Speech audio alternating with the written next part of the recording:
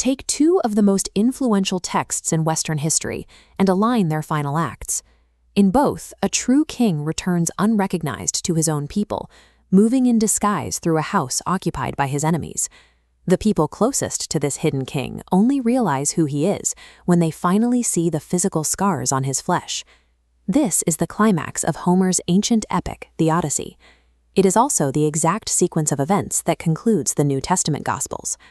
If we strip both of these texts down to their mechanical parts, they run on the exact same narrative engine.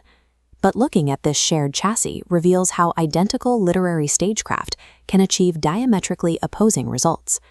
The Gospel writers inhabited the skeletal remains of the Greek epic, weaponizing classical structure to dismantle its moral foundations. This structural overlap has triggered a three-way academic war between classicists and biblical scholars.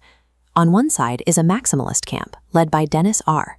MacDonald, employing a method he calls mimesis criticism.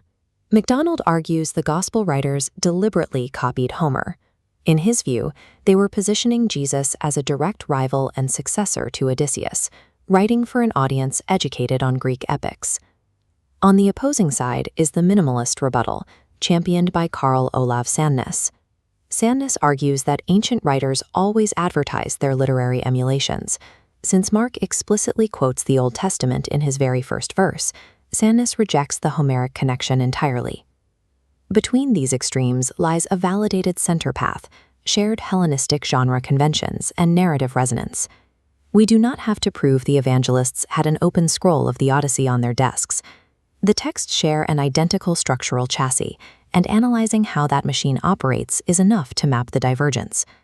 If we model a narrative as a mechanical causal loop, we can map this out. This flowchart begins its final act at the exact same node. A rightful king's house has been occupied by usurpers.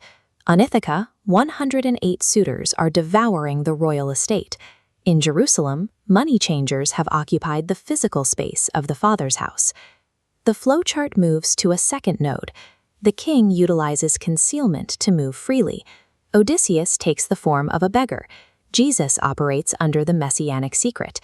This concealment initiates a testing period, where the disguised stranger encounters the household to see who offers hospitality. The mere presence of the hidden king acts as a stress test for the morality of the current occupants. Up to this precise moment, the epic and the gospel are perfectly parallel machines running identical narrative code. To trigger the climax, both texts rely on an ancient literary technology known as anagnorisis, the recognition scene. Scholars note that the Gospel of John uses this exact Odyssean stagecraft structurally to reveal the divine stranger behind a human mask. Classicist Bruno Curry breaks this mechanism down into three psychological phases. The first is intellectual. A character learns the true identity of the stranger. The second phase is outward acknowledgement, providing physical confirmation that the disguise has been penetrated. The final phase is emotional.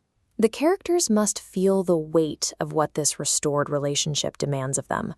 Both texts force this sequence using the same triggers. A defining physical token, a scar on the leg or wounds in the hands, is revealed over a meal. But in the 20th chapter of John, the Gospel introduces a structural inversion. The disciple Thomas explicitly demands the Homeric token, refusing to believe until he touches the physical wounds. The token is granted, but the narrative transvalues the entire concept. The text explicitly blesses those who believe without requiring the physical proof.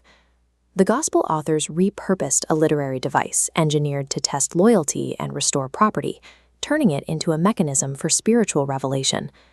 Returning to the flowchart, we hit the crucial divergence point where the stories permanently separate.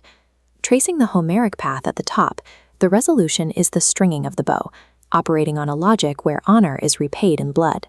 The primary function of this engine is dealing precise violence to restore the physical household. Trace the gospel path on the bottom. Here, the resolution is the cross, where the king absorbs the violence instead of dealing it. One path restores an estate through the slaughter of 108 suitors. The other commissions a new community through the active forgiveness of the executioners. The Greeks themselves already knew the top loop was unstable. Hellenistic tragedies, like the Orestes plays, had already demonstrated that the cycle of vengeance is toxic, polluting the returning hero rather than restoring him. By having the king absorb the violence instead of dealing it, the Gospels complete that critique. They remove vengeance from the narrative loop entirely. Because these two engines terminate in diametrically opposed resolutions, the identical narrative devices used in their build-ups carry opposite meanings. Take the mechanism of disguise. In the Odyssey, this is matus, tactical concealment to hoard advantage. In the Gospels, it is kenosis, the active renunciation of power. The devices function inversely. The same inversion applies to honor. The epic shame culture runs on kleos, where honor is repaid.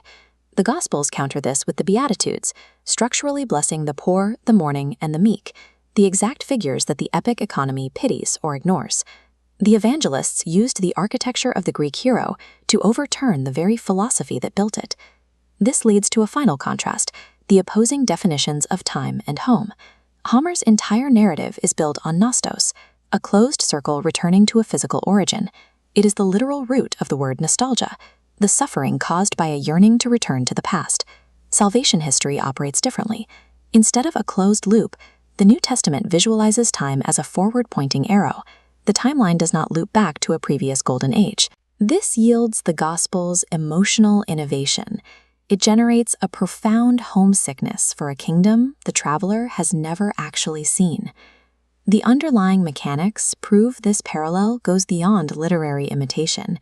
It is a structural assassination of the epic ideal, swapping a single gear to transform a cycle of vengeance into a foundation for forgiveness.